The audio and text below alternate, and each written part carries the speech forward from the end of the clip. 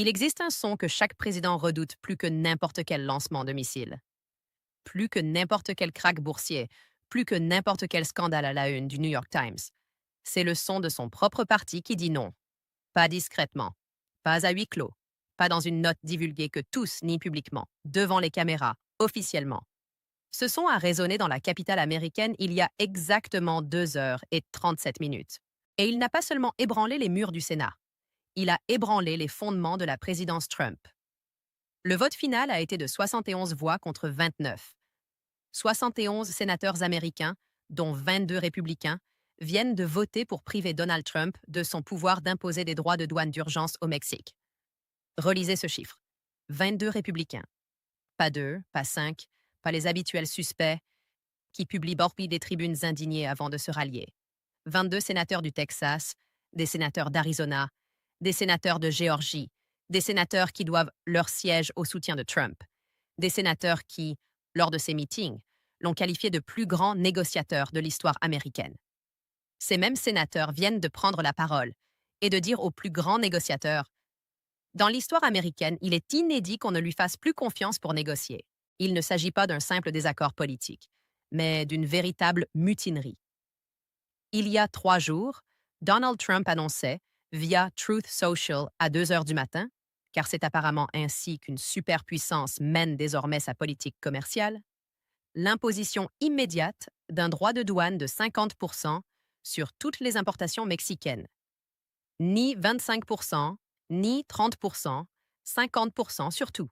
Voitures, avocats, tequila, dispositifs médicaux, pièces automobiles, ingrédients pharmaceutiques, et ce, dès lundi. Son argument? Le Mexique n'en fait pas assez pour endiguer le fentanyl à la frontière. Sa solution? Taxer chaque Américain achetant un produit issu de la chaîne d'approvisionnement mexicaine, c'est-à-dire quasiment tout. Il pensait que le Mexique céderait. Il pensait que la présidente Claudia Sheinburg se rendrait à Mar-a-Lago, se soumettrait et signerait n'importe quel document qu'il lui présenterait. Elle n'a pas cédé. Elle n'a pas pris l'avion. Elle n'a pas appelé. Elle a appelé Mark Carney à la place. Ce qui suivit fut la contre-attaque la plus sophistiquée, coordonnée et dévastatrice de l'histoire des relations commerciales nord-américaines. En 72 heures, le Canada et le Mexique, les 2 nations qui partagent un continent avec les États-Unis, ils ont synchronisé une riposte si précise, si chirurgicalement ciblée, qu'elle n'a pas seulement stoppé les tarifs douaniers de Trump, mais a retourné son propre parti contre lui. Dans les 45 prochaines minutes, je vous emmène au cœur de la salle de crise à Mexico, où Sheinbaum et Carney ont élaboré le plan qui a mis Trump à genoux. Je vais vous montrer les documents confidentiels que des diplomates canadiens et mexicains ont remis en main propre à des sénateurs républicains. Des documents si accablants qu'un sénateur aurait déclaré: si cela se concrétise, je perds mon siège et mon État perd son économie. Je vais vous montrer le chaos qui a éclaté sur les marchés dès que la menace de tarifs douaniers de Trump a été annoncée. Et je vais vous expliquer pourquoi il ne s'agit pas seulement du Mexique. Il s'agit du moment où le système américain a enfin dit stop. Vous assistez à la perte de contrôle d'un président sur son propre gouvernement. Non pas face aux démocrates, non pas face aux médias, mais face à la réalité. Ne détournez pas le regard. Premier segment. L'élément déclencheur. Revenons au début, car comme tous les désastres de cette administration, tout a commencé par un écran et un clic. Mardi 2h14, heure de l'Est, Donald Trump est à Mar-a-Lago. Il est... J'ai suivi les reportages des chaînes d'information en continu sur la saisie de fentanyl au poste frontière de Nogales. Le reportage montrait 23 kilos de fentanyl dissimulés dans une cargaison de mangue. Les images étaient impressionnantes. Gants bleus, chiens renifleurs, piles de poudre blanche sur une table. C'est pourtant une opération courante. Les agents frontaliers saisissent des cargaisons de fentanyl tous les jours. Ce n'était pas exceptionnel. C'était mardi. Mais Trump l'a vu autrement. Il y a vu une opportunité. Il y a vu une scène. À 2h14 du matin, il a publié sur Truth Social: le Mexique empoisonne notre pays avec des drogues qui traversent la frontière comme de l'eau. Des milliards de dollars de morts qui transitent par là. Et leur président ne fait rien. J'ordonne immédiatement une taxe de 50% sur toutes les importations mexicaines jusqu'à ce que le Mexique cesse ce flux. Ils paieront ou ils en subiront les conséquences. L'Amérique d'abord. Aucune consultation avec le ministère du Commerce. Aucun appel aux représentants au commerce. Aucun briefing du Conseil de sécurité nationale. Aucun avertissement aux entreprises américaines qui dépendent de 800 milliards de dollars d'échanges commerciaux annuels avec le Mexique. Aucun avertissement pour les 5 millions d'emplois américains qui dépendent directement des chaînes d'approvisionnement mexicaines. Juste une publication. À deux, je vous écris depuis mon téléphone, en peignoir, en Floride. À 6 heures du matin, le monde était en ébullition. Le peso mexicain a chuté de 4,7% face au dollar. Les contrats à terme sur le S&P 500 laissaient présager une perte d'ouverture de 600 points. General Motors, qui produit plus de véhicules au Mexique que dans tout autre pays, a vu son cours de bourse s'effondrer de 9% avant l'ouverture. Ford a perdu 7%. Stellantis a chuté de 8,5%. Walmart, qui importe des milliards de dollars de produits agricoles et de marchandises du Mexique, a perdu 4%. Et ce, rien que durant les 3 premières heures. À 9 heures, la National Association of Manufacturers a publié un communiqué d'urgence qualifiant les droits de douane de catastrophiques pour l'économie. L'American Farm Bureau Federation a publié un communiqué distinct avertissant que les mesures de rétorsion imposées par le Mexique anéantiraient 4,2 milliards de dollars d'exportations agricoles américaines. La Chambre de commerce américaine, le plus puissant lobby patronal du pays, une organisation qui a soutenu presque tous les présidents républicains depuis Eisenhower, a publié une déclaration d'une seule phrase, plus dévastatrice que n'importe quelle publicité politique. On pouvait y lire: ces droits de douane nuiront aux travailleurs américains, aux entreprises américaines et aux Américains. Famille. Nous exhortons le Sénat à agir. Nous exhortons le Sénat à agir. La Chambre de commerce vient d'exhorter le Congrès à stopper le président. Du jamais vu dans l'histoire politique américaine moderne. C'est le patronat américain qui tire la sonnette d'alarme et crie: le capitaine nous mène droit dans le mur. Mais le véritable élément déclencheur, le moment où ce différend commercial s'est mué en crise constitutionnelle, est survenu mardi matin à 11 heures. C'est à ce moment-là que Mark Carney a décroché le téléphone. Deuxième épisode, l'alliance Carney-Sheinbaum. C'est ce que la Maison-Blanche veut cacher. C'est ce qui prouve que Donald Trump ne se contente pas de perdre une bataille commerciale. Il est manœuvré de toutes parts par une coalition qu'il n'avait pas vue venir. Mardi à 11 heures, Mark Carney a appelé Claudia Sheinbaum. L'appel a duré 47 minutes. Nous le savons car le cabinet du Premier ministre canadien l'a confirmé lors de son point de presse quotidien et parce que des sources mexicaines ont divulgué le résumé à Reuters quelques heures plus tard. Cet appel n'avait rien à voir avec la solidarité. Il n'était pas question de valeurs partagées. Il n'avait rien à voir avec l'expression d'inquiétude. Il était purement opérationnel.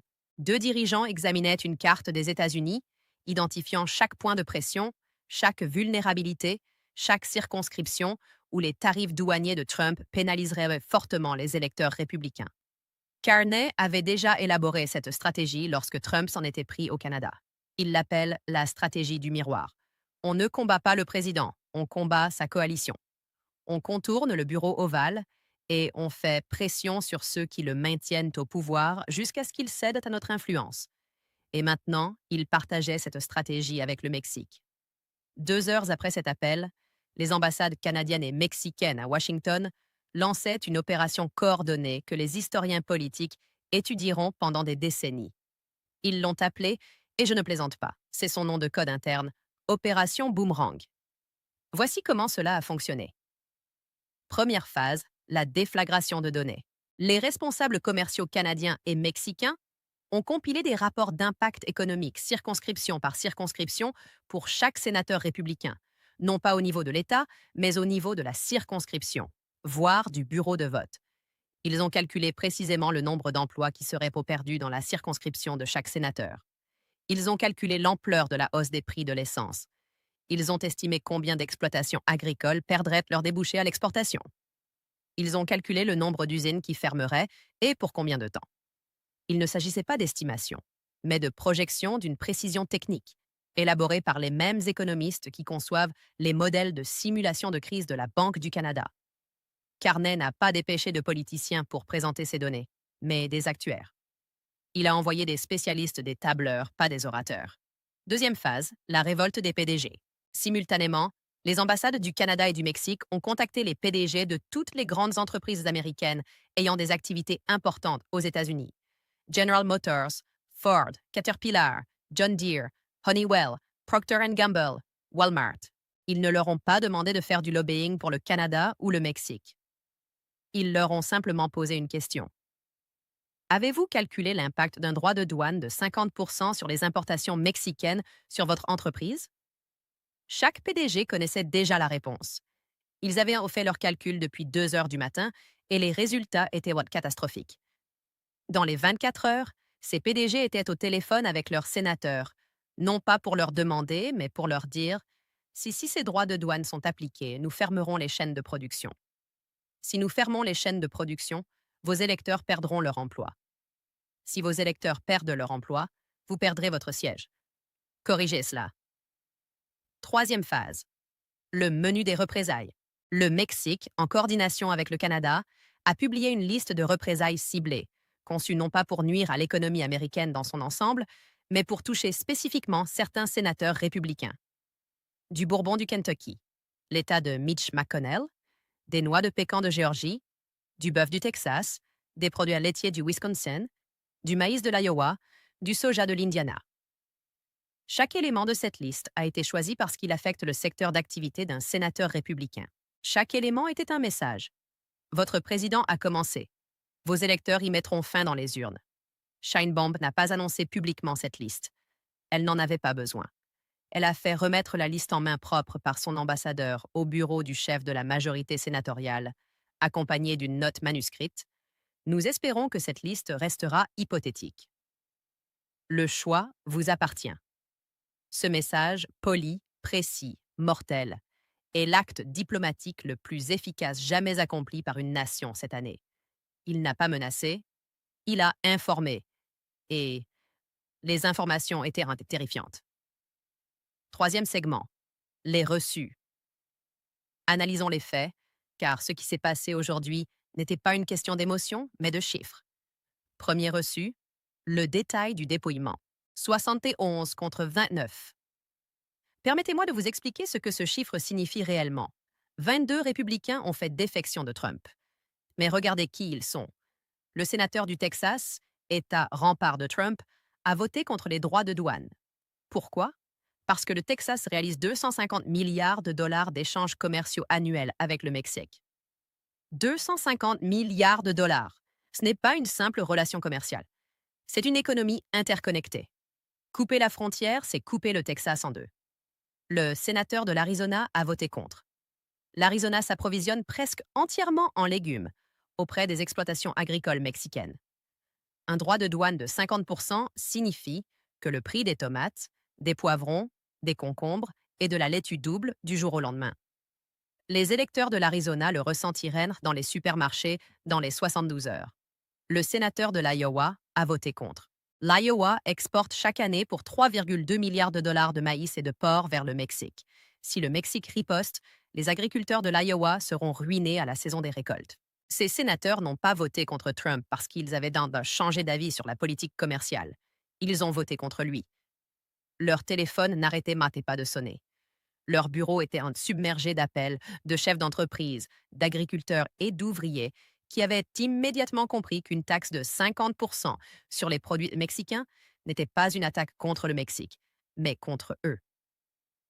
Un sénateur républicain, et nous tenons cette information de 2 sources indépendantes au sein de l'hémicycle, s'est levé lors de la réunion à huis clos du groupe parlementaire avant le vote et a déclaré « Monsieur le chef, 14 000 emplois dans mon État dépendent de pièces détachées importées de l'étranger. Si ces pièces cessent donc d'arriver, ces emplois disparaissent. Et si ces emplois disparaissent, c'est fini pour moi. Je ne peux pas voter pour ma propre mort politique afin de satisfaire l'ego d'un seul homme. Cette citation restera dans les annales. Je ne peux pas voter pour ma propre mort politique afin de satisfaire l'ego d'un seul homme. C'est le cri du Parti républicain, qui se heurte de plein fouet à la réalité économique. Deuxième constat. Le carnage des marchés. Regardez les chiffres. Regardez-les simplement. Lorsque Trump a brandi sa menace de droit de douane à 2 heures du matin, mardi, les marchés ont commencé à anticiper la catastrophe. Mercredi matin, jour du vote, voici où nous en étions. Le S&P 500 avait perdu 400 points en 36 heures. 2100 milliards de dollars de capitalisation boursière. Valeur disparue. Non pas à cause d'une guerre ni d'une pandémie, mais à cause d'une publication véridique sur les réseaux sociaux. Le peso mexicain s'est effondré de 6,2%, sa pire chute en 2 jours depuis la crise du peso de 1994. Mais voici le détail que tout le monde ignore. Le dollar américain s'est également affaibli face à l'euro, au yen et au franc suisse. Pourquoi? Parce que les investisseurs internationaux ont regardé les États-Unis et ont vu un pays où le président peut imposer une taxe de 50% au troisième partenaire commercial du pays à 2 heures du matin sans consulter personne. Ce n'est pas le comportement d'une économie stable, c'est le comportement d'une république bananière dotée de l'arme nucléaire. Et puis, dès l'annonce du vote du Sénat, regardez ça. Le S&P 500 a fait un retournement de situation. Il a grimpé de 400 points en 90 minutes. Le peso a regagné 3,1%. Le VIX, l'indice de la peur, est passé de 34 à 22. Le marché était en liesse, non pas parce que l'économie était forte, mais parce que les adultes avaient enfin pris les choses en main. Le marché a littéralement bondi à l'annonce de la destitution du président. Il s'agit de la réaction boursière la plus accablante de l'histoire de la présidence américaine.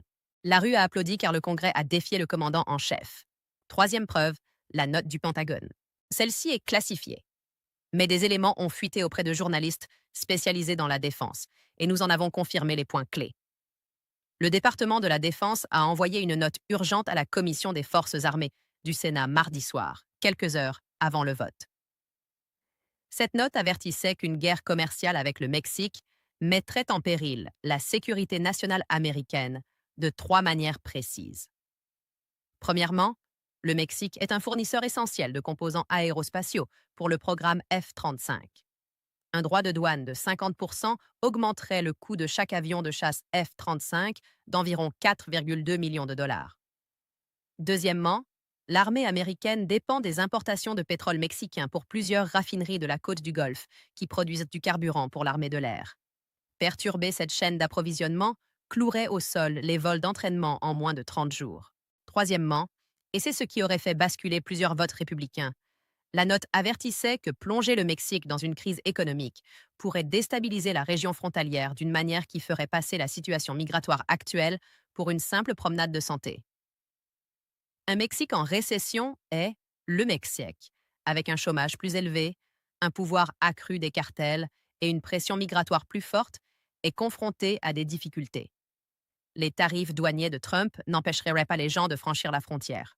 Au contraire, ils doubleraient le nombre de personnes tentant de le faire. Le Pentagone a en substance déclaré au Sénat: la politique commerciale du président constitue une menace pour la sécurité nationale.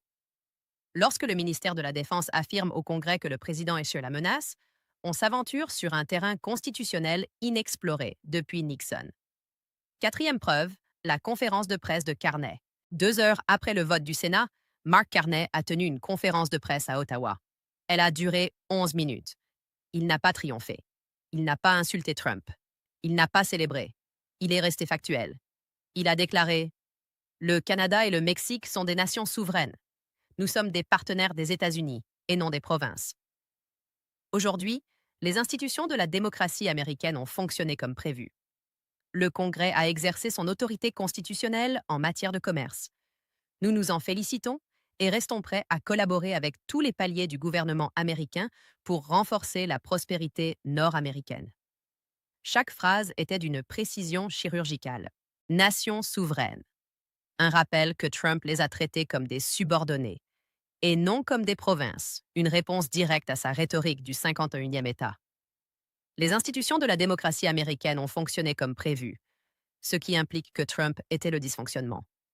Tous les niveaux du gouvernement américain ont été touchés, signalant que le Canada continuera de contourner la Maison-Blanche et de travailler directement avec le Congrès, les gouverneurs et les chefs d'entreprise. Un journaliste lui a demandé: Monsieur le Premier ministre, craignez-vous des représailles du président Trump? Carney a marqué une pause. Il a regardé droit dans la caméra. Non pas le journaliste, mais la caméra, ni vous. Il a déclaré: je suis préoccupé par la stabilité. Je ne suis pas préoccupé par le bruit. Stabilité contre bruit. Voilà l'essence même de la doctrine commerciale de Trump. 5 mots qui distinguent un stratège d'un homme de spectacle.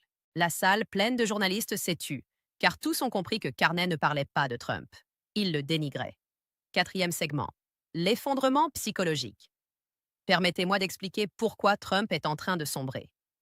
Car ce qui s'est passé aujourd'hui n'a pas seulement nui à sa politique. Cela a touché quelque chose de bien plus important pour lui, son identité. Donald Trump a bâti toute sa carrière politique sur une seule affirmation. Je contrôle tout. Il contrôle le parti. Il contrôle le discours. Il contrôle l'opinion publique. Quand il dit sauter, on lui demande jusqu'où. Quand il parle de tarifs douaniers, le monde tremble. Aujourd'hui, le monde n'a pas tremblé. Il a voté. Et pas seulement les démocrates, mais aussi ses propres électeurs. 22 sénateurs républicains l'ont regardé et lui ont dit « Non, nous choisissons nos électeurs plutôt que votre ego ». Cela n'était jamais arrivé à Donald Trump, ni en 2017, ni en 2018, ni lors de la première procédure de destitution, ni lors de la seconde, ni lors des mises en accusation. Le parti a toujours tenu bon. La ligne a toujours tenu. Aujourd'hui, la ligne a cédé. Et cela se voit à sa réaction. Quelques minutes après le vote, Trump a publié 7 messages sur Truth Social. 7 publications en 12 minutes, chacune plus virulente que la précédente. Premier message. Trahison au Sénat. Les rhinocéros ont vendu l'Amérique au Mexique. Deuxième message. Les 22 lâches qui ont voté contre moi seront punis lors des primaires. Je trouverai de vrais républicains pour remplacer ces traîtres. Troisième message. Mark Carney est une marionnette mondialiste qui détruit le Canada. Il l'apprendra à ses dépens. Quatrième message. Le Mexique se moque de nous. La Chine se moque de nous. Le monde rit parce que les républicains, trop faibles, ont laissé faire. Les messages 5 à 7 reprenèrent le même thème. Accusations, menaces, majuscules et points d'exclamation. Mais remarquez ce qui manque. Aucune stratégie, aucun changement de cap, aucune proposition pour la suite. C'est de l'émotion pure. Un homme, face à l'échec de sa propre stratégie, hurle sur tout le monde, sauf sur son reflet. Sa porte-parole a tenu un point de presse 90 minutes après le vote. Elle a qualifié cette journée de sombre pour la souveraineté américaine et a déclaré que le président examinait toutes les options légales. Interrogée sur le respect du vote du Sénat par Trump, elle a refusé de répondre. Elle a simplement déclaré « L'autorité du président est étendue et il l'utilisera ». Cette réponse évasive est la chose la plus terrifiante qui soit sortie de la Maison-Blanche aujourd'hui, car elle signifie que Trump envisage d'ignorer le Congrès, d'imposer les droits de douane malgré tout et de défier le Sénat de l'en empêcher. Ce n'est pas une politique commerciale. C'est une crise constitutionnelle. Maintenant, regardez Claudia Sheinbaum, la présidente du Mexique, celle que Trump pensait voir capituler en 24 heures. Elle a tenu sa propre conférence de presse ce matin. Elle s'est tenue à du haut de la tribune du Palais national, ce même édifice où régnaient jadis les empereurs aztèques. Elle prononça un discours à la fois diplomatique et cinglant. Elle déclara « Le Mexique ne négocie pas sous la contrainte. Nous négocions avec des partenaires qui respectent notre dignité et notre souveraineté. Nous sommes reconnaissants aux membres du Congrès des États-Unis qui ont privilégié la raison économique à la performance politique. Et nous sommes prêts aujourd'hui, demain et toujours à travailler avec le peuple américain sur les questions essentielles, la sécurité, le commerce, les migrations et la prospérité partagée de notre continent. » Interrogée ensuite sur les publications de Trump sur les réseaux sociaux, elle esquissa un sourire qui fera la une de tous les journaux demain, et répondit « Je ne consulte pas les réseaux sociaux à 2 heures du matin. Je dors, car gouverner une nation exige du repos, de la lucidité et du discernement. » L'assistance éclata de rire. Même les correspondants américains riaient, tant le sous-texte était clair. Elle disait « Votre président fait sa politique en pyjama. Moi, je la fais dans un palais. Nous ne sommes pas pareils. Sheinbaum fait comme Carney. Elle ne combat pas Trump par le volume sonore. Elle est le combattre avec sang-froid. Et le sang-froid, en ces temps de chaos, est l'arme la plus puissante qui soit. Cinquième partie.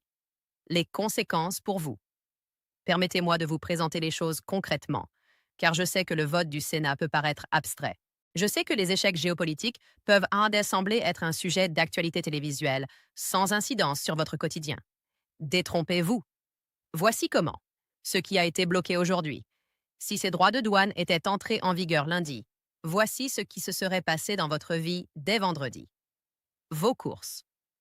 Les États-Unis importent chaque année 38 milliards de dollars de produits agricoles du Mexique. Avocats, tomates, poivrons, baies, citrons verts, bière.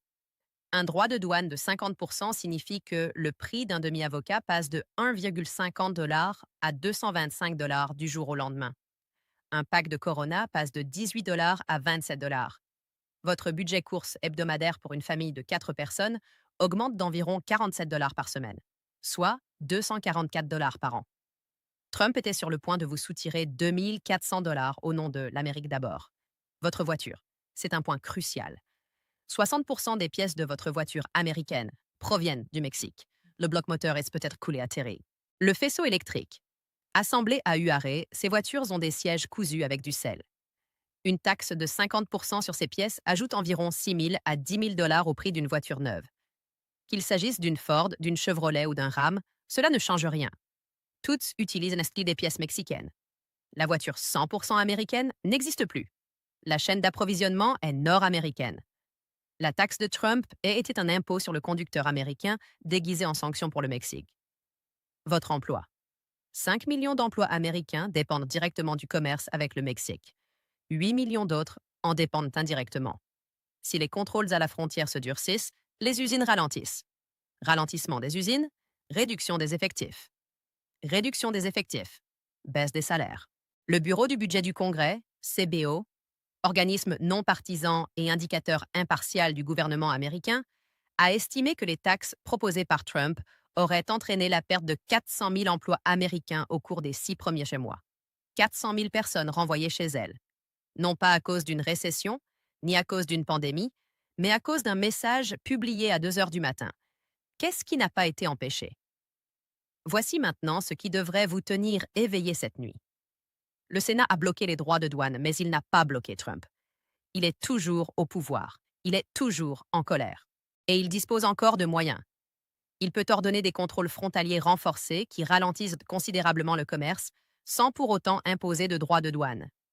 Il peut instrumentaliser les agences de réglementation pour retarder la délivrance des permis aux marchandises mexicaines. Il peut recourir à des décrets présidentiels pour restreindre certaines catégories d'importation sous prétexte de sécurité nationale, des prétextes qui ne relèvent pas de la nouvelle législation du Sénat. Le Sénat lui a retiré le bazooka, mais Trump a toujours un couteau. Et un président blessé et armé d'un couteau n'est pas un président sûr. 6e segment. L'effet domino. Que va-t-il se passer ensuite? Permettez-moi de vous présenter les 3 scénarios. Et je tiens à ce que vous compreniez qu'ils sont tous 3 à l'œuvre simultanément.